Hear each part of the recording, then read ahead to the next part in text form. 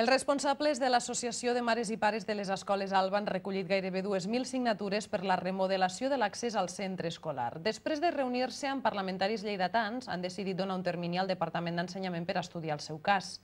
Si després de les vacances de Nadal no hi ha cap gest per part de l'administració, l'AMPA començarà les mobilitzacions. L'Associació de Mares i Pares de l'Escola Alba presentarà a finals de desembre al Departament d'Ensenyament les gairebé 1.800 signatures que han recollit fins al moment per la modificació dels accessos al centre. A més, els responsables de l'AMPA han aconseguit el suport dels diversos parlamentaris lleidatans per tal d'aconseguir els canvis necessaris per acabar amb la perillositat d'aquesta cruïlla a la carretera de Corbins.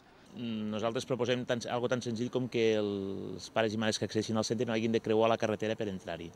És tan senzill com això, una solució als accessos de l'escola.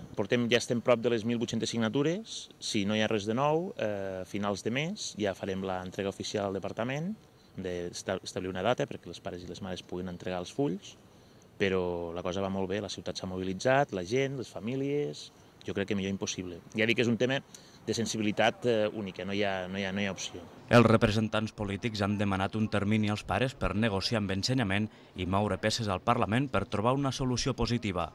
Després de les festes de Nadal, els pares i mares de l'escola confien que hi hagi algun moviment per part d'ensenyament.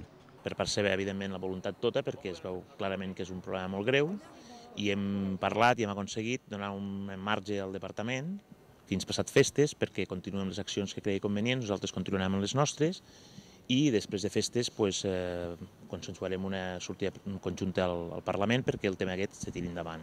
Els parlamentaris lleidatans han coincidit en assenyalar que s'ha de canviar l'accés al centre escolar on hi estudien més de 450 alumnes i han assegurat que es mobilitzaran al Parlament per aconseguir les modificacions que dotin de més seguretat a la zona, però que caldrà un temps per posar d'acord a totes les administracions implicades. Hi ha un tema que és important, que això abarca i això pluga diversos departaments. Estem parlant del Departament de Carreteres, estem parlant d'Ensenyament, estem parlant de dos ajuntaments, de l'Ajuntament de Corbins i de l'Ajuntament de Lleida.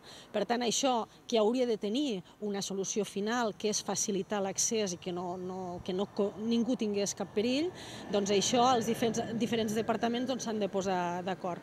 Un cop l'escola disposi d'un nou accés, la direcció del centre treballarà en l'ampliació i millora del pàrquing per evitar aglomeracions a la porta d'entrada.